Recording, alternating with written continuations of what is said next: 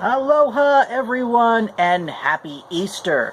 This is Chesapeake Movie Thoughts, and like I just said, it's Easter, and this weekend I decided to have like a little experiment, watching as many Easter movies as I possibly could fit in around my Easter schedule. So I thought I would give them a quick go over them, give them like a quick mini review for each one. I'm going off of my usual format. I usually stick to talking about feature films in this show, but it's my show, so if I want to go off of it, I can. So there's not a whole lot of Easter feature films to talk about, so I am going to be covering some TV specials, and that's what I'm going to start with. I'll start with one I didn't even know existed. I got the DVDs right here. This is the first Easter Rabbit. It is a animated TV special created by Rankin Bass. And if you're not familiar with Rankin Bass, they're the ones that created Frosty the Snowman and Rudolph the Red-Nosed Reindeer and Santa Claus is Coming to Town. You know, those very famous Christmas specials that they play every year. And this is done in much the same style. It's hand-drawn, so looks a lot like Frosty the Snowman. And it got the same charm as they do. It tells the story of a little toy stuffed rabbit that a little girl gets as a Christmas present. Then the little girl falls ill with a contagious disease, and the doctor orders all her possessions burned. So when the stuffed bunny is put on the pile to be burned, a fairy appears and grants the bunny life. Turns it into a real bunny, Pinocchio style, and gives it the mission of becoming the first Easter rabbit and tells it to find Easter Valley. So that's the story in this, and it's not like high action adventure. It's a kids thing. Not a whole lot of real conflict in what there is. Just kind of cartoony. But it is charming. It has that same kind of holiday charm. It feels very Easter when you're watching this. So I actually really enjoyed it. I was surprised because I didn't even know this one was out there, and I was glad to see that there was what Rankin Bass did for Christmas that they have at least once done for Easter, and I was glad to see that. Next up, I did cover a feature film, got through a feature film. This is Easter Parade, old Judy Garland, Fred Astaire musical. And, it was really nice. I mean, my favorite musical of all time, as a lot of you probably know, is Singing in the Rain. That's not exactly Singing in the Rain to me, but I still enjoyed it very much. It's a story of Fred Astaire is the song and dance man. His partner decides to leave him for greener pastures. He was a little sweet on her, so he doesn't take it very well, and he decides, well, he can just find any young woman dancer and turn her into what his partner used to be. And he finds out that he's not really getting anywhere trying to make her into what his partner used to be. When he finally lets her be herself, then they start having success. And then there's some romance going involved. The Judy Garland, the young dancer he recruits, starts falling in love with him, but he was in love with his old partner, and his best friend's in love with Judy Garland. And his old partner's in love with his best friend. So it's kind of all mixed up there. So it's kind of like it's kind of like a little romantic comedy stuff thrown in with the musical. But the musical numbers are fun. It's the kind of movie where Easter is it starts off at the beginning and it's there at the end. It takes place basically over a whole year. This whole incident that starts the whole thing starts at Easter, and the climax, where it comes to a head, is the next Easter. So a lot of it actually is not taking place at Easter, but still, it's a good watch for Easter. It's there's some good Easter fun to be had, and the the famous Easter song, "In Your Easter Bonnet," is featured. Actually, that was in the first Easter Rabbit as well. Okay, this one you probably know. It's the Easter Beagle, Charlie Brown.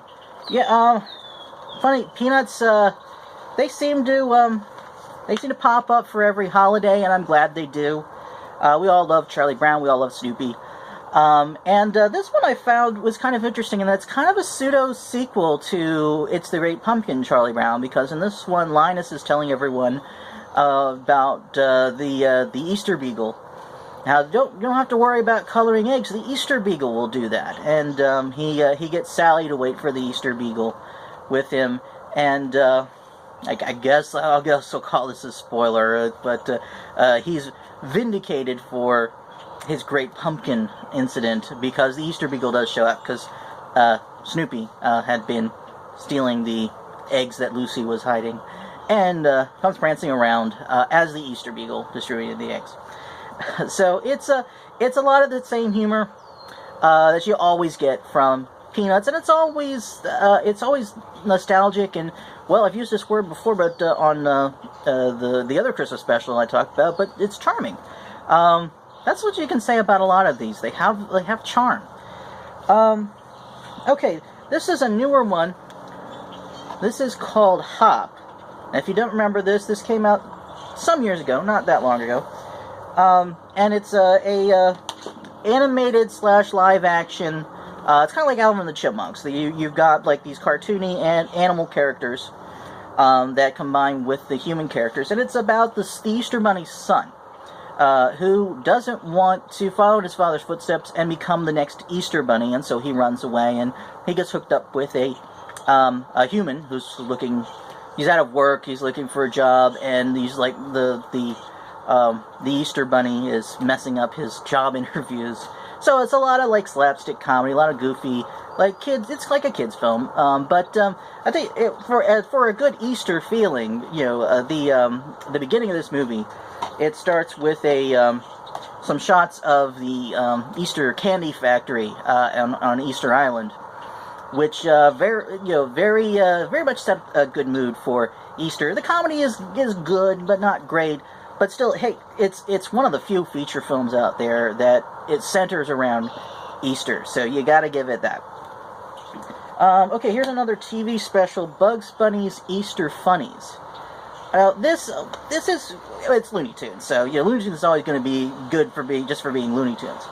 But this one, as an Easter special, it's not that great as an Easter special. I mean, any excuse to watch some Looney Tunes is good, but that's really all it is. It's an excuse to watch some Looney Tunes. The Easter Bunny calls up Granny and says that he's sick and he needs someone else to fill in as the Easter Bunny, and she thinks, why not Bugs Bunny? Bugs Bunny's agent won't let him do it, so he tries to help her find someone else to play the role of the Easter Bunny, and they go through like all the other Looney Tunes characters, and they'll watch some of their films, some of the Looney Tunes cartoons, as an example of their acting chops to see if they would be right for the role of the Easter Bunny. So most of the time, they're not even really talking about Easter. Most of the time, it's old footage of classic Looney Tunes cartoons. But then, classic Looney Tunes cartoons. Hey, enough said. But you can watch those anytime without it necessarily being Easter. Okay, and here is this one. This one's highly recommended. King of Kings. This is my favorite movie about the life of Jesus Christ. It's powerful. It's moving. Jeffrey Hunter plays Jesus Christ, and he does a fantastic job. He plays the part with such serenity and soft-spoken. He brings such a, he seems to embody like wisdom and patience and compassion, like all of the virtues that you could possibly think of. I mean, and still being human, still having those human moments. And they go through what's going on in that region of the world during his life. So there's a lot covered about the Romans and their relationship with the Jews in that area at that time. And it's got a fantastic score. and it's really powerful and really moving.